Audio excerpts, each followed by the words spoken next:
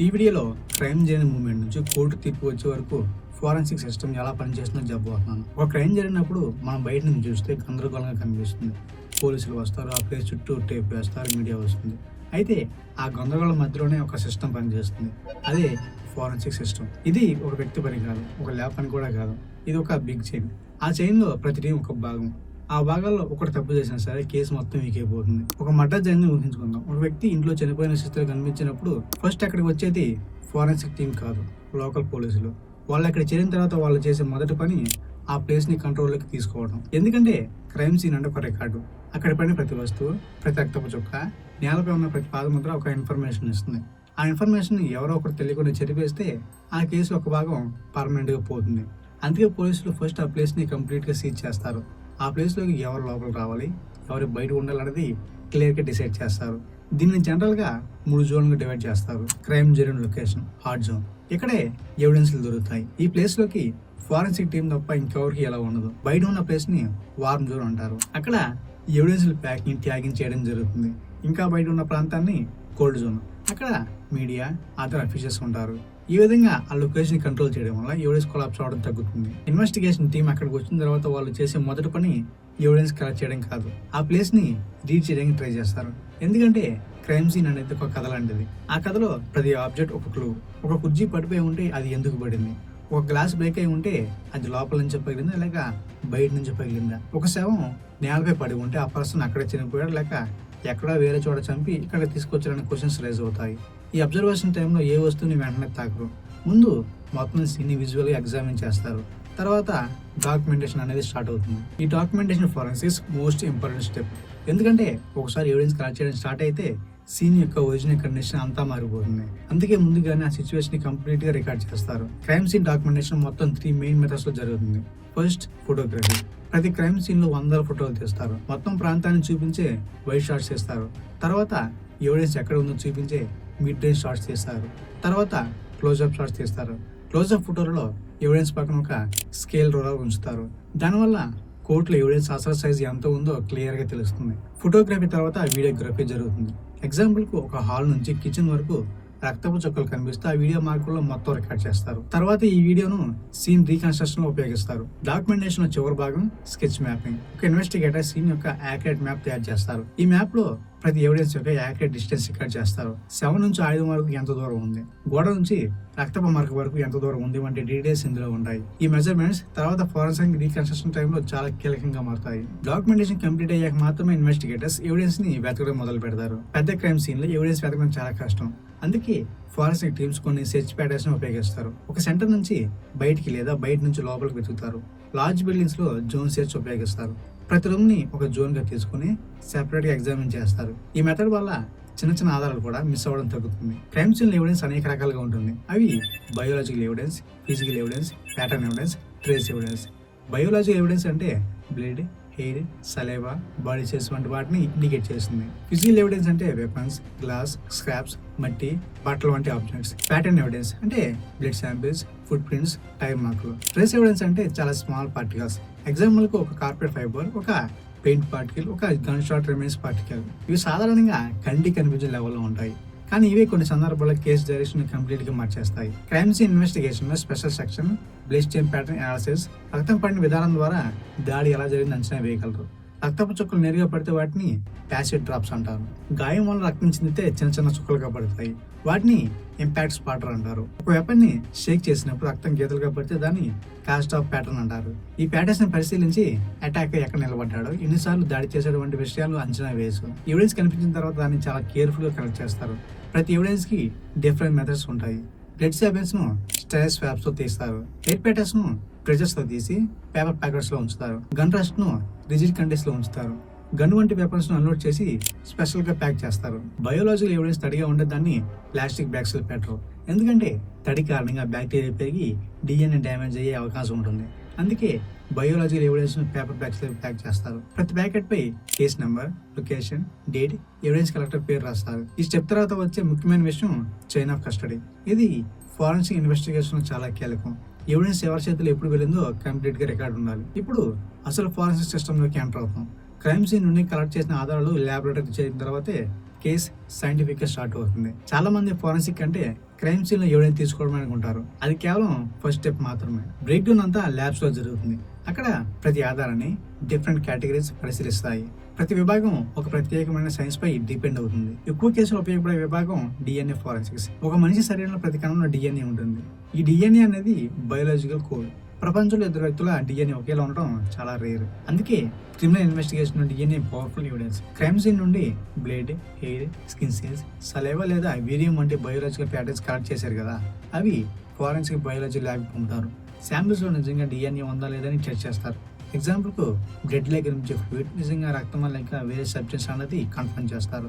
ఇది initial screen test. Sample biological source అని confirm అయిన తర్వాత డిఎన్ఏ ఎక్స్ట్రాక్షన్ స్టార్ట్ అవుతుంది. అంటే సెల్స్ ను బ్రేక్ డౌన్ చేసి అందులో డిఎన్ఏను సపరేట్ చేస్తారు. తర్వాత డిఎన్ఏ ప్యూరిఫికేషన్ జరుగుతుంది. అంటే మిగిలిన ప్రోటీన్స్ అవశేషాలు తీసేస్తారు. ప్యూర్ డిఎన్ఏ లభించిన తర్వాత దాని సైజ్ కొలుస్తారు. ఎందుకంటే టెస్టింగ్ సరిపడా డిఎన్ఏ ఉండాలి. డిఎన్ఏ చాలా తక్కువగా ఉన్నప్పుడు యాంప్లికేషన్ అనే మెథడ్ ఉపయోగిస్తారు. ఇందులో పీసీఆర్ అనే టెక్నాలజీ ఉపయోగించి డిఎన్ఏ భాగాలను లక్షల సంఖ్యలో కాపీలు తయారు చేస్తారు. ఈ డిఎన్ఏ భాగాలలో ముఖ్యమైనవి ఎస్టీఆర్ రీజియన్స్. ఎస్టీఆర్ అంటే షార్ట్ అండ్ రిపీట్.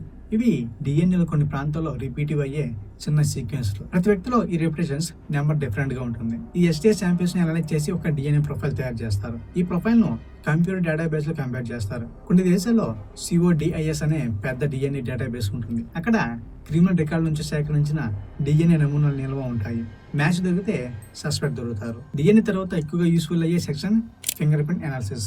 మనిషి వేలపై ఉన్న లైన్ ప్యాటర్న్స్ జీవితాంతం మారవు. ఒకే వ్యక్తికి 2 వేల ఒకే నమూనా ఉండదు. అందుకే వేలు ముద్ర ఒక యూనిక్ ఐడెంటిఫికేషన్ ఉపయోగపడతాయి. క్రైమ్ సీన్ లో వేలు ముద్రలు 2 రకాలుగా కనిపిస్తాయి. ఒకటి విజిబుల్ ఫింగర్ ప్రింట్స్. ఇవి రక్తం లేదా మట్టిలో పడినప్పుడు స్పష్టంగా కనిపిస్తాయి. రెండవది లాటెంట్ ఫింగర్ ప్రింట్స్. ఇవి చెమట అలాగే స్కిన్ ఆయిల్ వల్ల ఏర్పడతాయి, కానీ కంటికి కనిపించవు. స్పెషల్ పౌడర్ లేదా కెమికల్స్ హెల్ప్ తో లాటెంట్ ప్రింట్స్ కనిపించేలా చేస్తారు. ఈ ముద్రలను ఫోటో తీసి లేదా లిఫ్ట్ చేసి ల్యాబ్స్ కు పంపిస్తారు. అక్కడ ఫింగర్ ప్రింట్ ఎగ్జామినర్స్ వాటిని అనలైజ్ చేస్తారు. ఒక వేలు ముద్రలో రిడ్జ్ ఎండింగ్స్, సెపరేషన్, డాట్స్ వంటి చిన్న ప్యాటర్న్స్ ఉంటాయి. వీటిని మైక్రో డీటెయిల్ పాయింట్స్ అంటారు. ఈ పాయింట్ల పొజిషన్స్ అండ్ స్ట్రక్చర్ ఆధారంగా ఒక వేలు ముద్రను మరొకరితో కంపేర్ చేస్తారు. తర్వాతి పార్ట్ పాథాలజీ. ఒక వ్యక్తి అనుమానాస్పద పరిస్థితితో చనిపోతే పోస్ట్ మార్టం పరీక్ష జరుగుతుంది. దీనిని అటాప్సీ అంటారు. ఈ పరీక్ష 2 భాగాలుగా ఉంటుంది.